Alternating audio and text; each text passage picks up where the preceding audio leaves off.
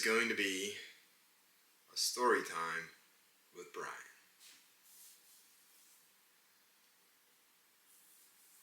But first, this beard has been itching, so we're going to postpone story time and run to the store and get a beard brush. Has to happen. Let's go.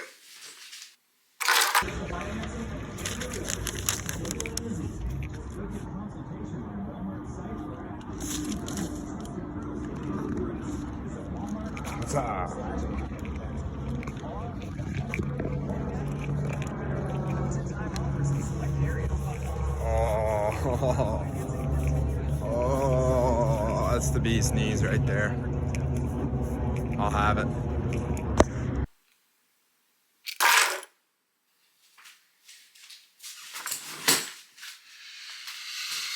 Oh, and we're back. You're too far away. And I'm really hot. Stand by. So, went to the store, got a beard brush. My beard's grown out just a little. And it itches. It itches really bad. It's just the first phase. Once you grow it out a little, the face starts making oil to support the beard. So I got this. I'm going to take my knife. I'm just going to cut that down so that way it's like just that bit. Be nice and pocket size. Throw it in the fanny pack. You have to have a good fanny pack. You don't have to, but it's a nice luxury to have. Put this away before someone gets hurt. By someone, I mean me. And I'm going to bring you in just a little. Maybe? No? Why aren't you zooming? Oh, there he goes. So excited. It's the little things. It's the little things in life. Alright. So, this is a daily vlog. And I just get pinched for time on occasion. Today's one of those days. And I think what I'd like to do is start these things called story time with Brian. With me. I think I have a good story or two. I know I have a good story or two. One of my favorite people that I worked with. One of my favorite people in general I've met in life. Nicky from New Zealand. He used to always ask me, Brian, tell me your best story. It was really just a way to bait someone into telling like the most embarrassing story they had. You probably won't get those out of me. Maybe. We'll see. We might do boozy time stories with Brian if things go well. However, no, I'm just going to show a lot of photos on the screen right here. I don't even know what today's story is about. So we're about to find out together. And it should be the next thing you see. Yeah, right here. Even when you feel low, you can still go. Even when you feel slow, you can still go. Even when there's no hope, you can still go. I never answer to no, man, I still go. Go, go, go, go, go, go, go, go, go, go, go, go, go. Hustle hard, hustle every single day. I'll be making moves till I'm buried in my grave. Whoa, and we're back. So what you saw there was my Alfa Romeo Giulietta, and it looks really expensive. It really wasn't too expensive. It was about $8,000 bucks. It had like 60,000 miles on it. And I think it was like 11 or 12 years old. It drove like a bat out of hell. It was so much fun. That's shot in Wellington, New Zealand. And what I'm going to show you next, I'll show you right now. Ready? 3, 2, 1. There it is. That is a Fiat Spider 124. Little red convertible, stick shift. The Alfa Romeo is also stick shift. If you couldn't tell, I like cars.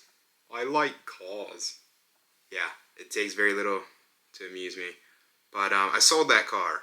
I got some money for it. If you look behind the car at those buildings, that's my apartment complex where I used to live. And back to me. 3, 2, 1. Hello again. Yeah, so I was an accountant. Graduated.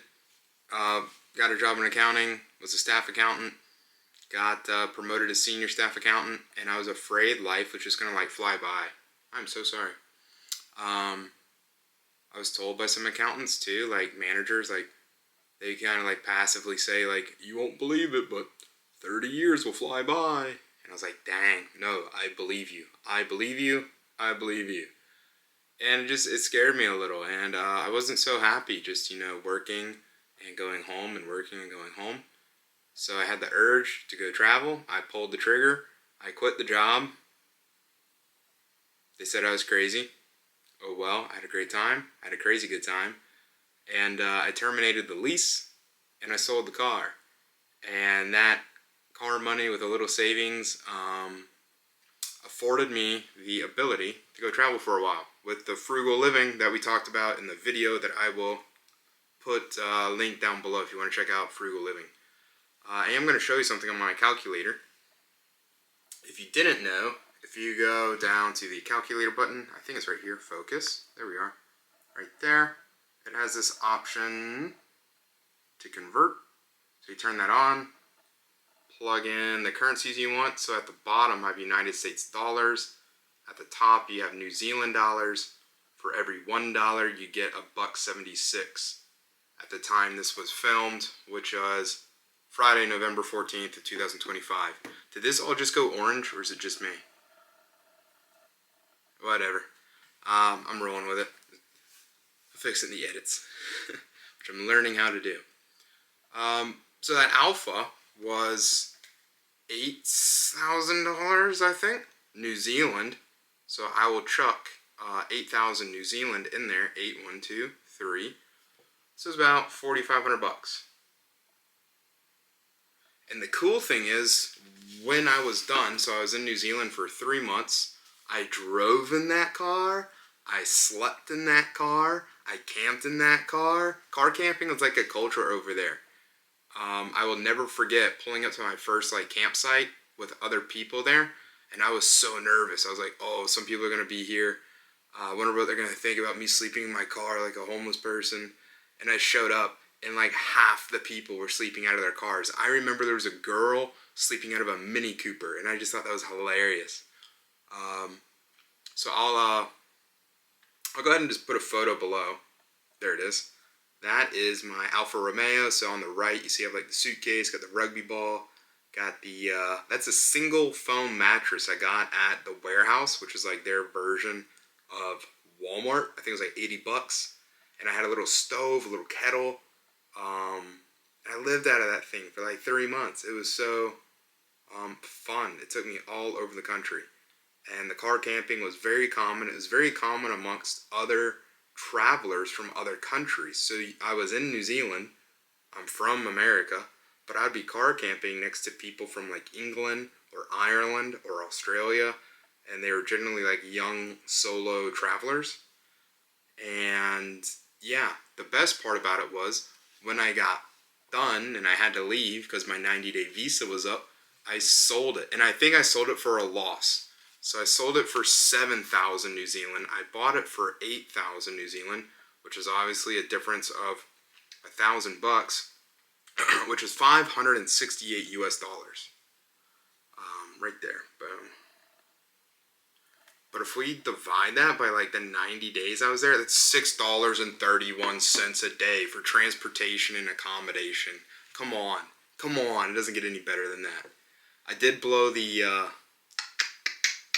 what do you call that? Radiator out. Here's a photo of it. But there's a show I love called Top Gear. It's called The Grand Tour now. It used to be called Top Gear. The host, Jeremy Clarkson, punched the producer, and the host, Jeremy, and his buddies who he did the show with, Richard Hammond and James May, they went and just started their own show on Amazon called The Grand Tour, which you can still watch today. It's still on there. Their specials are great. They go all over the world. I'm getting distracted. But they do it in cars, they camp, so I always felt like I was in a bit of a Grand Tour episode of my own.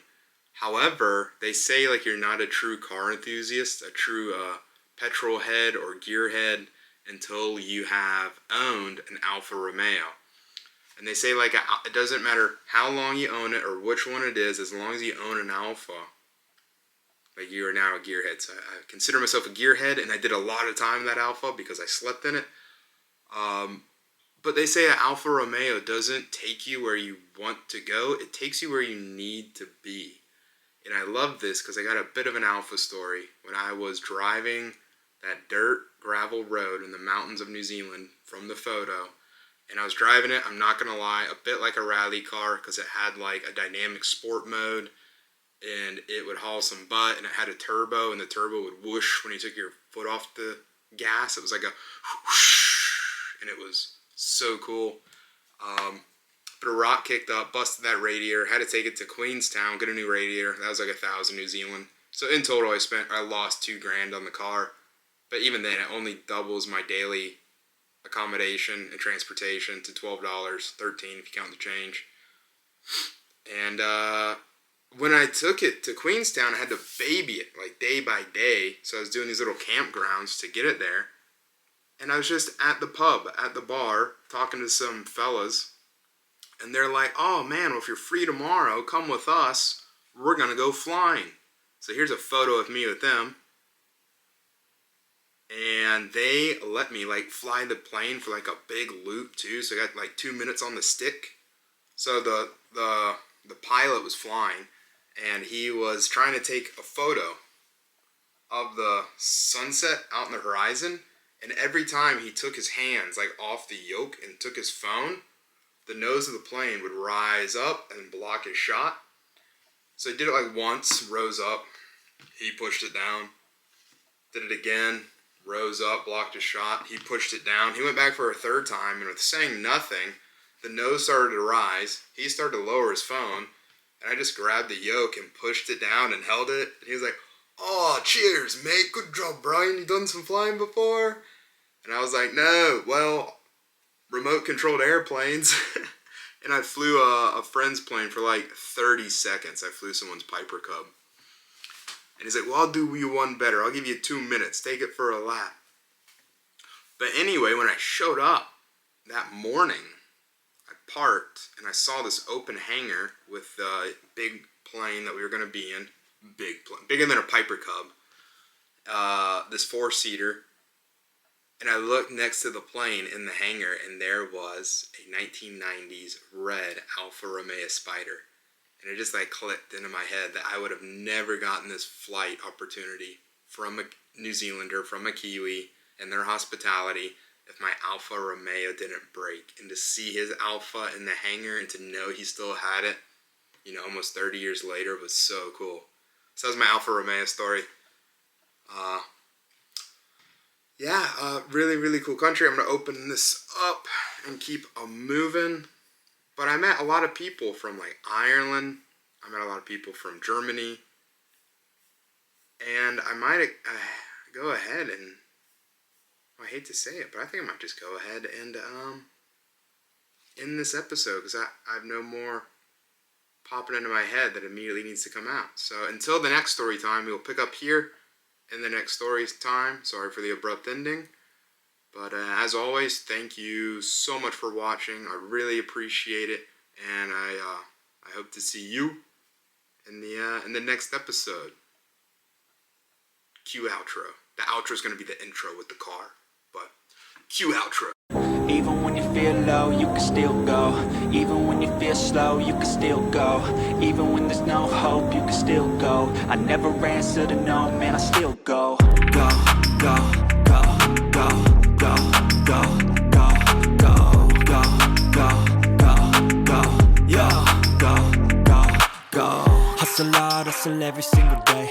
I'll be making moves till I'm buried in my grave. To the system, I don't wanna be a slave. I've been doing shit my way, or the highway. And in the driveway is a nice range. Cause I grind through the climb, I invite pain. You'll never hear me, bitch, nah, I don't complain. Just gotta flip the switch and you can go and obtain anything you want, anything you need. Your mind's got the key ingredient, it's belief. They'll deceive with the negativity, but I just slide right by that energy. Even when you feel low, you can still go. Even when you feel slow, you can still go. Even when there's no